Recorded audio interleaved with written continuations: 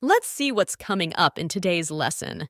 We're going to learn all about the Wayward King, King John, and the Magna Carta.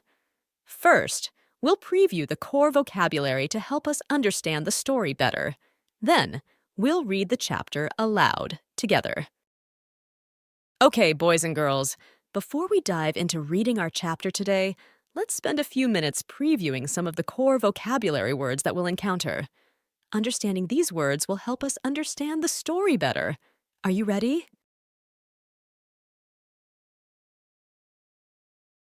Our first word is succeed. It's a verb. It means to follow or replace someone in a position of power. For example, the prince will succeed the king when he becomes older. The variations are succeeds, succeeded, succeeding. The next word is ancestral. It's an adjective. It means related to a person's relatives from long ago. For example, she learned about her ancestral home where her great-grandparents lived. The variations are ancestral, ancestrally. Our next word is unsettling. It's an adjective. It means makes people nervous, worried, or upset. For example, the strange noises in the night were unsettling to the children. The variations are unsettle, unsettles, unsettled. The word inevitable is next. It's an adjective. It means will happen and can't be stopped. For example, growing older is inevitable. It happens to everyone. The variations are inevitably, inevitability. Our next word is consult. It's a verb. It means to ask someone for advice or information.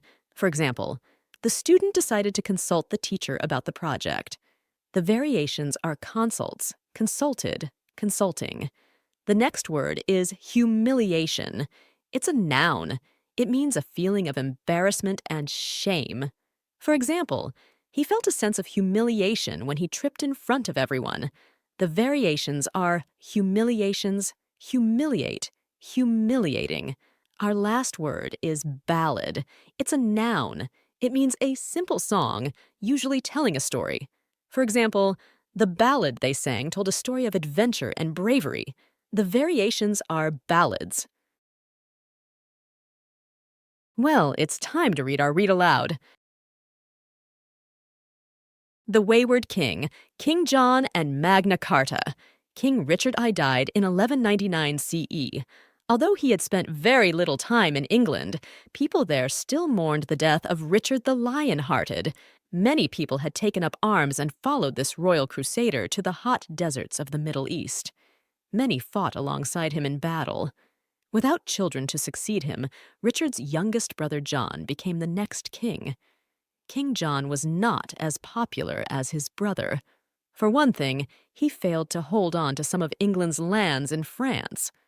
Less than 5 years after John became king, the King of France attacked the regions of Normandy and Anjou. These were King John's ancestral lands. John attempted to defend these lands, but without his nobles' support, he was unsuccessful. Wars cost money, and someone had to pay for them. To do this, King John raised taxes. He taxed nobles and wealthy merchants, and he placed taxes on cities. He also made it more difficult for people to hunt in the royal forests. Dissatisfaction with King John grew among the ruling class. Then, King John claimed church property and disagreed with the Pope's choice of who should become the Archbishop of Canterbury. Now he had yet another enemy.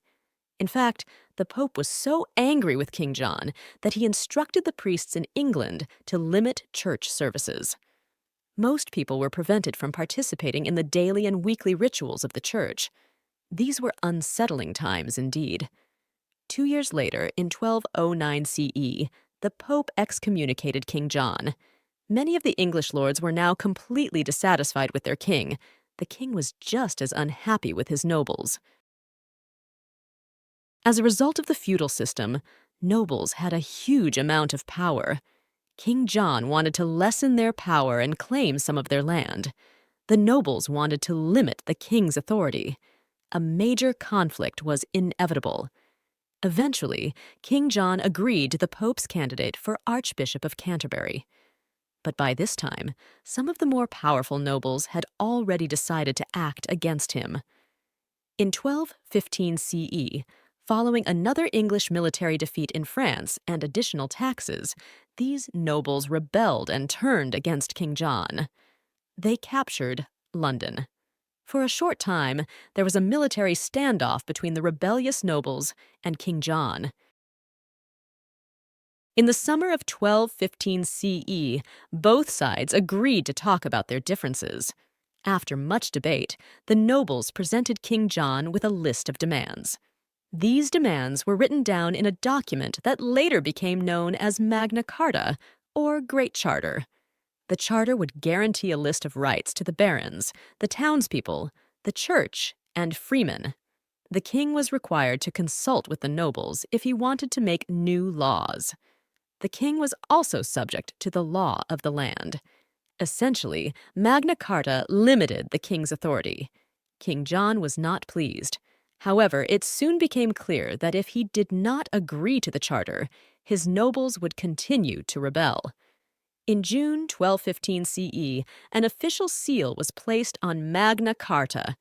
Copies of Magna Carta were sent out to different parts of the kingdom. Magna Carta was an important written statement that limited the power of English kings. Magna Carta.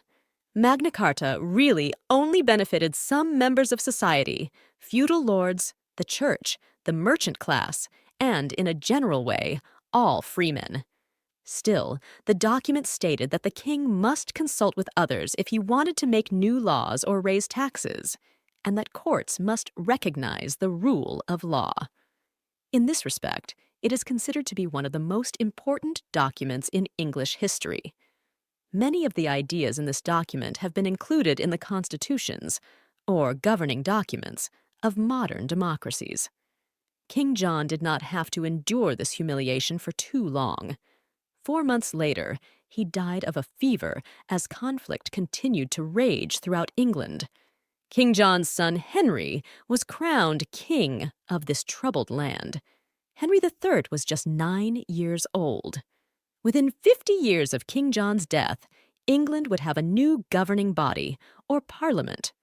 This parliament included the king, the lords, the knights, and the townspeople in England, providing more people a say in the government and laws. Robin Hood. Did the English hero Robin Hood really exist? It is difficult to say. The earliest reference to the legend of Robin Hood appears to date from about 1377 CE, and the oldest manuscript is from the late 1400s. The stories of Robin Hood's adventures first appeared in the form of ballads. As the legend goes, Robin and his band of men lived in the forests of northern England. Robin was thought to be a hero because he challenged the local lords, and even the king. English kings had raised taxes and introduced strict hunting laws, which prevented many people from entering royal forests. It is possible that there really was an outlaw like Robin Hood who challenged these laws. However, it is also possible that a fictional character named Robin Hood was created by storytellers to explain how difficult life was for many people during this period in history. If you were a lady-in-waiting, queens during the Middle Ages would have had ladies-in-waiting to attend to them. If you are destined to become a lady-in-waiting, you too will leave home at an early age to begin your training. Only girls from noble households can wait upon other noble ladies, including members of the royal family. Therefore, your training takes place in a noble household. You are expected to acquire excellent manners. You learn to dance, sew, and ride a horse. You learn to read and often to speak a foreign language. You might even learn to be a skillful archer. Your many duties include helping to dress your mistress, brushing her hair, and helping her bathe. You also tend to her clothes, repairing them and cleaning them. As with all ladies-in-waiting, the purpose of your training is to ensure you eventually marry a nobleman. All right, everyone, that brings us to the end of today's lesson. I'm really impressed with all of your hard work and thoughtful participation. Goodbye, everyone.